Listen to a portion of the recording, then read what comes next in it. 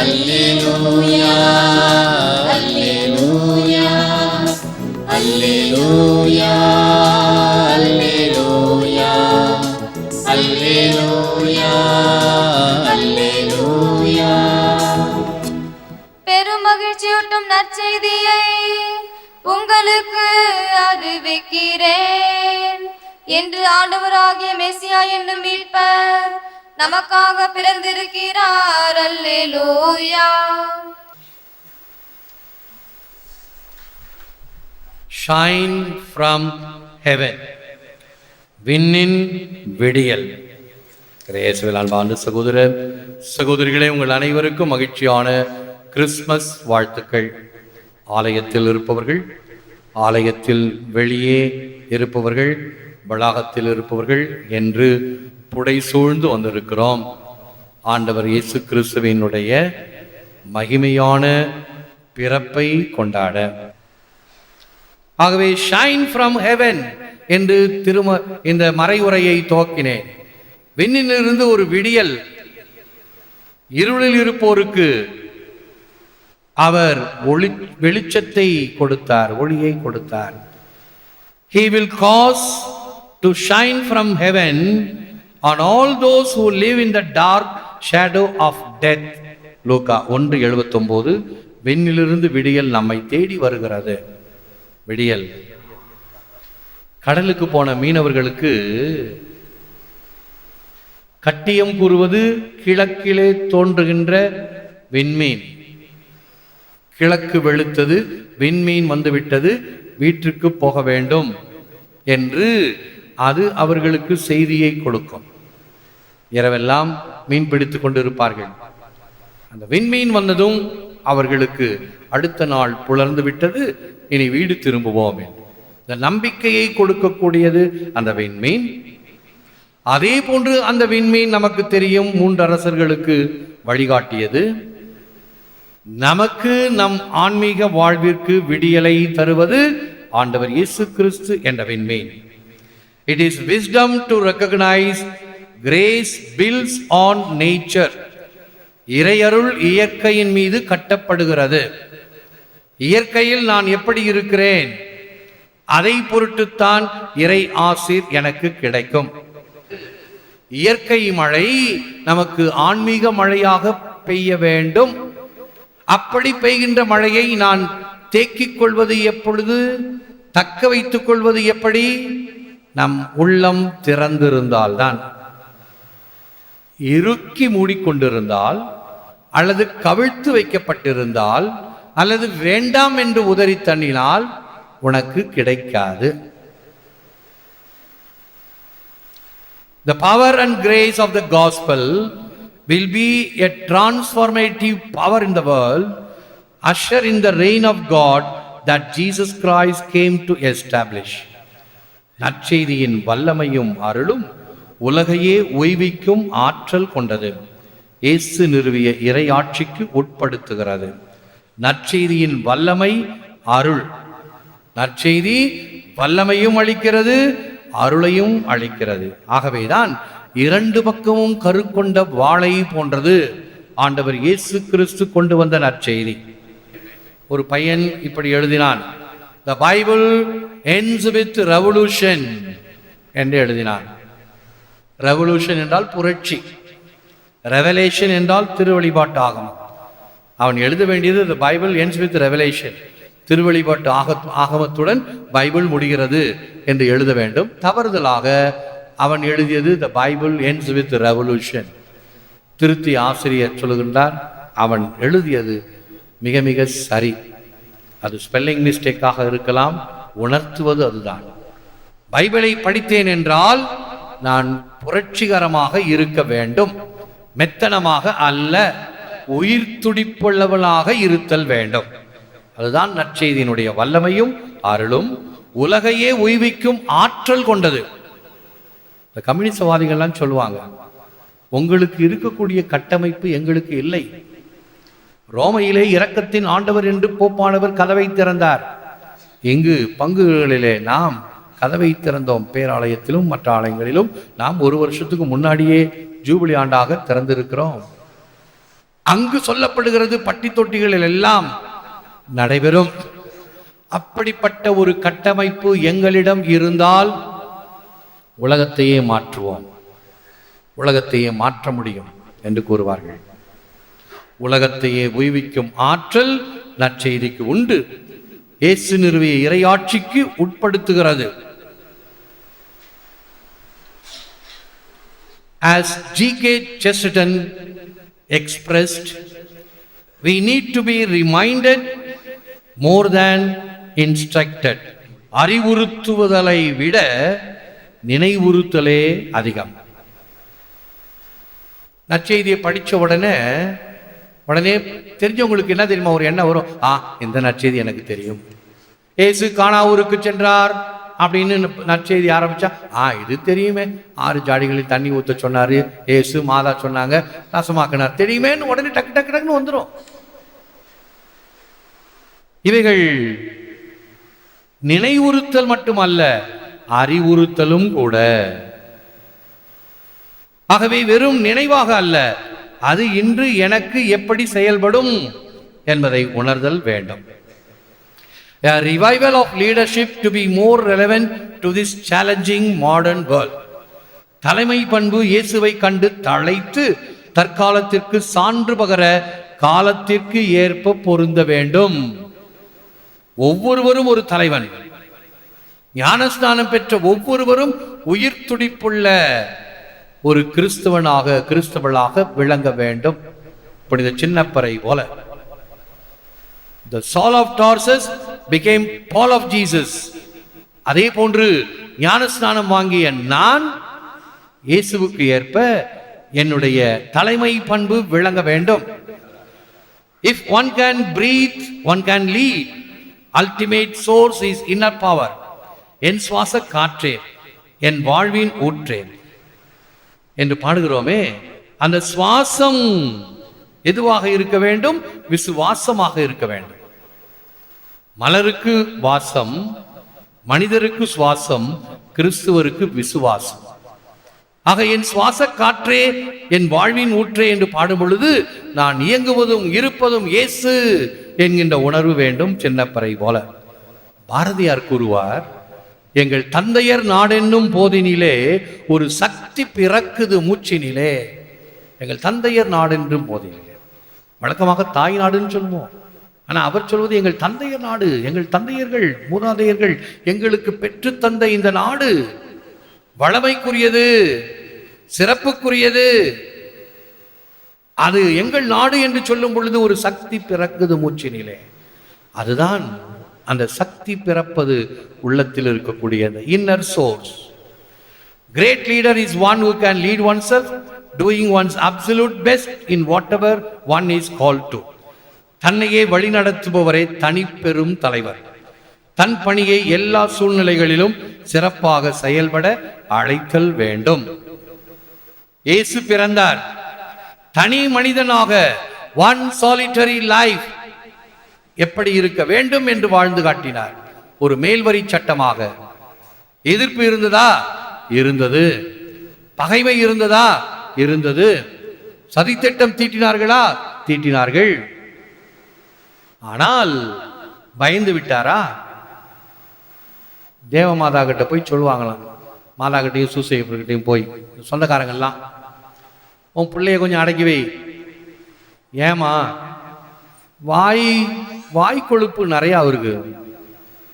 ஏன் பேசி இந்த மாதிரி வாங்கி கட்டிக்கணும்? பேசாம போயிட்டு அவர் வேலையை பார்ப்பாரா? சில சமயங்களில் சமுதாயத்துக்கு எதிராக நீதிக்கும் நேர்மைக்கும் செயல்படும் பொழுது எதிர்ப்புகள் வரச் செய்யும், வரும். அஞ்சாதே. நீ ஒருவராவது இப்படி எதிர்த்து நில்.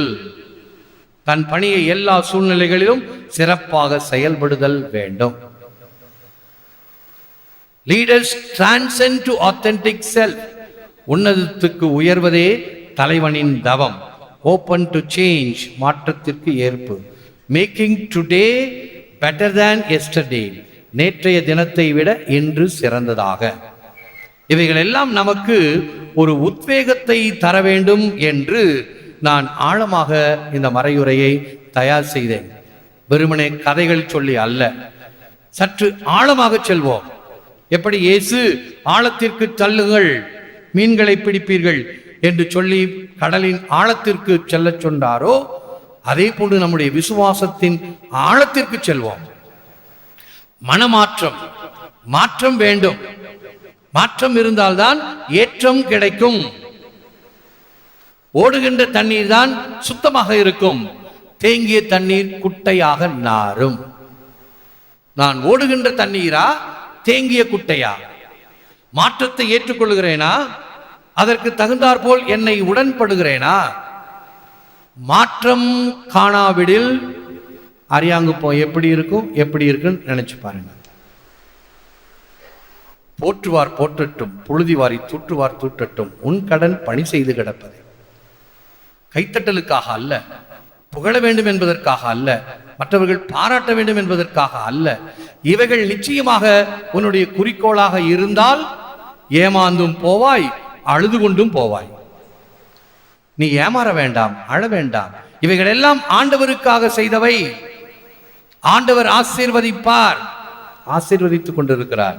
நேற்றைய தினத்தை விட இன்று சிறந்ததாக நம்முடைய வாழ்வு எப்படி இருக்க வேண்டுமாம்? People oriented than work oriented. சில பேர் வேலையே செஞ்சுட்டு இருப்பாங்க, ஒர்க்காலிக்னு சொல்லுவாங்க அவங்கள. firm and clear focus on people. மக்களுக்கு எது வேண்டும், மக்களுக்கு எதை செய்ய வேண்டும், மக்களுக்கு எது நல்லது, துணிந்து செய், தாராளமாக செய்.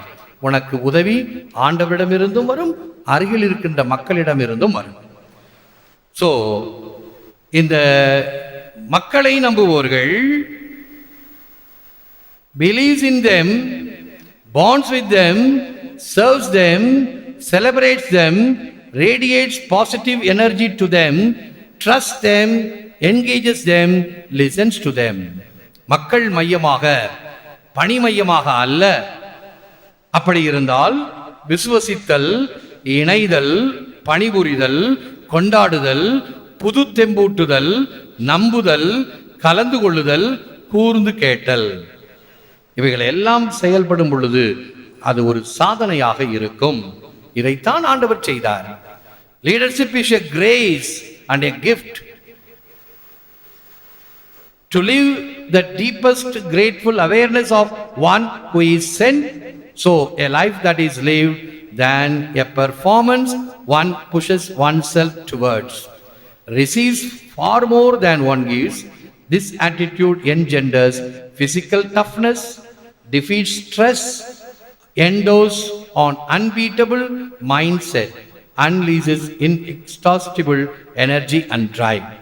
இவைகளை செய்யும் பொழுது, எது உனக்கு பணிக்கப்பட்டதோ என்பதை இயேசு செய்யும் பொழுது, பிசிக்கல் டஃப்னஸ், களைப்பு வரும். இயேசு களைத்து போனாரா? இல்லை. இரவிலே ஜெபிக்க சென்றார். சரி, இரவு தூங்கினாரா? காலையிலே கருக்களில் தனியாக எழுந்து ஜெபிக்க சென்றார். வேதத்தில் படிக்கிறோம் அல்லவா? Defeat stress. மக்கள் வந்த வண்ணம் போன வண்ணம், மக்களான மக்கள் உணவு கொடுக்க வேண்டும், தலையை பிச்சுக்கிறாங்க அப்போஸ்தலர்கள். எப்படி கொடுக்குறது? பிரசங்கத்தை நிறுத்துங்க தலைவரை, அவங்க போய் வீட்டில் போய் சாப்பிட்டுட்டு நீங்க பாட்டு பிரசங்கம் வச்சுட்டீங்க அப்படின்னு சில பேர் இப்போ மனசில் கூட சொல்லிட்டு இருப்பாங்க. என்ன இந்த ஃபாதர் இன்னைக்கு வழக்கமாக கதை சொல்லுவார், ரொம்ப ஆழமாக இங்கிலீஷில் தாட் போட்டு தஞ்சாவூர்னு பேசிட்டு இருக்காருன்னு சொல்லுவாங்க. இல்லை, கொஞ்சம் ஆழமாக போவோமே. defeat stress, endows on unbeatable mindset. unbeatable mindset. என்னுடைய எண்ணத்தில் ஒன்றை உறுதியாக வைத்தேன் என்றால் எதுவும் மாற்ற முடியாது. எது சரி என்று எப்பொழுது நான் உணர்கின்றேனோ அந்த சரி என்பதை செய்வேன். இயேசு சொல்றார், நான் செய்தது தவறென்றால் இது தவறென்று காட்டு, ஏன் என்னை அறைகிறாய்? கேட்டவர் தானே. ஒரு கணத்தை இருந்தால் மறுகணத்தை காட்டு சொன்னவர், மறுகணத்தை காட்டல, ஏன் அரைஞ்சான்னு கேட்டார். நான் பேசியது எது தவறு? நான் மக்களுக்கு தானே போதித்தேன், ரகசியமாக பேசவில்லையே, சதித்திட்டம் தீட்டவில்லையே, குழிபறிக்கவில்லையே, யாருக்கும் பிறருடைய பெயரை கெடுக்கவில்லையே. எது தவறு? unleashes inexhaustible energy and drive. அடங்க முடியாத ஆற்றல் ஊற்றெடுத்து பிறக்கும். ஆண்டவரில் நம்பிக்கை கொள்பவர்கள். தலைமை பண்பு என்பது அருள்பாலிப்பு, அருட்கொடை, இவைகளால் உரமேற்றப்பட்டு அனுப்பப்பட்டதை ஆழ்ந்த நன்றியுடன் வாழ்தல், வெற்றி சிகரத்தை நோக்கி பறப்பதல்ல, பெறுவதை விட கொடுப்பதிலே நாட்டம் கொள்தல், உறுதிப்பாட்டை பெறுதல், மன இறுக்கத்தை வெல்லுதல், வீழா நிலையில் மன சஞ்சலம் இல்லாமல் இருத்தல், தனியாத வேட்கையும் சக்தியும் உந்துதலையும் பெறுதல். போதுன்னு நினைக்கிறேன், இனிமேல பேசலாம் நாங்கள் தூங்கிடுவோம் அப்படின்ற நிலையில எல்லாம் சோர்ந்து போயிட்டீங்க. கொஞ்சம் ஸ்ட்ராங்கான டோஸ், கொஞ்சம் ஸ்ட்ராங்கான பிரசங்கம். ஆகவே இத்துடன் நிறுத்தி இரக்கத்தின் ஆண்டவரின் ஜெபத்தை இப்பொழுது நான் ஜெபிக்கிறேன். ஆண்டவராய் இயேசு கிறிஸ்துவே, விண்ணக தந்தை இரக்கமுள்ளவராய் இருப்பது போல நாங்களும் இரக்கமுள்ளவர்களாய் இருக்க வேண்டும் என்று எங்களுக்கு கற்பித்தீர். நாங்கள் மீட்படையும் பொருட்டு உமது திருமுகத்தை எங்களுக்கு காட்டியருளும். உமது இரக்க பார்வை மத்தேயுவையும் சக்கேயுவையும் செல்வத்தின் பிடியிலிருந்து விடுவித்தது, மதலேன் மரியாவையும் விபச்சார பெண்ணையும் உலக இன்ப நாட்டத்திலிருந்து விடுவித்தது. உம்மை மறுதலித்த பேதுருவை வருந்தி அறிய செய்தது. சமாரிய பெண் கடவுளின் கொடையை அறிய செய்தது. இவ்வாறே நாங்களும் உமது இரக்கத்தை உணர எங்களுக்கு அருள்தாரும். உமது ஆவியாரை அனுப்பி எங்கள் ஒவ்வொருவரையும் அவரது அருள் பொழிவால் புனிதப்படுத்தியருளும். அப்போது இரக்கத்தின் ஜூபிலி ஆண்டு எங்களுக்கு ஆண்டவரின் அருள் நிறைந்த ஆண்டாக இருக்கும். இவ்வாண்டில் உமது திரு அவை புதிய ஆற்றலோடு ஏழைகளுக்கு நற்செய்தியையும், சிறைப்பட்டோருக்கு விடுதலையையும், பார்வையற்றோருக்கு பார்வையும் வழங்க முயல்வதாக. தந்தையோடும் தூய ஆவியோடும் என்றென்றும் வாழ்ந்து ஆட்சி செய்யும் ஆண்டவராய் இயேசுவே, இரக்கத்தின் அன்னை மரியா வழியாக உம்மை மன்றாடுகிறோம். ஆமென்.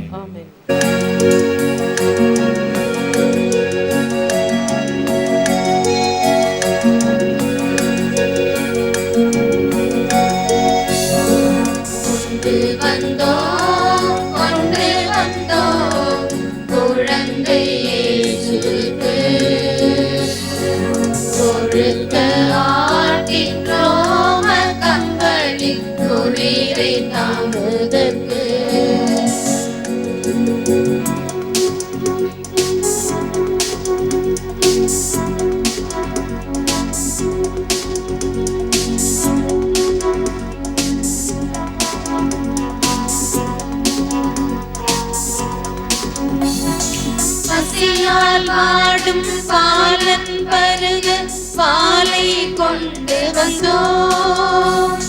பதமாயெடுத்து பிழைந்து வைத்த சேலை கொண்டு வந்தோம்.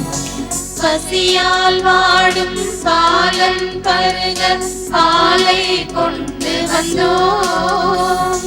பதமாயெடுத்து பிழைந்து வைத்த சேலை கொண்டு வந்தோம்.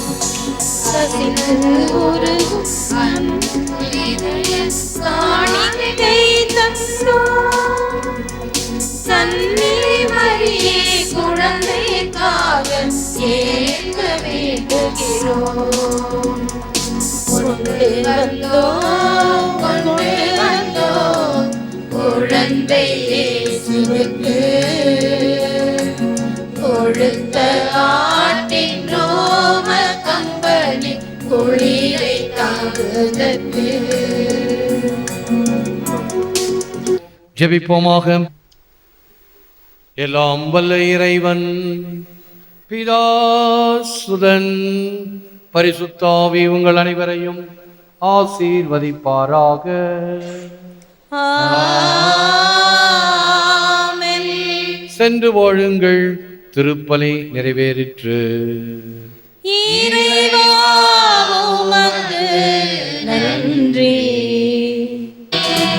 கண்ணீன்ற செல்வமே, இம்மண்ணில் வந்த தெய்வமே, கண்ணே மணியே அமுதமே, என் பொன்னீர் தேனே இன்பமே, என்னமே உன் வண்ணமே,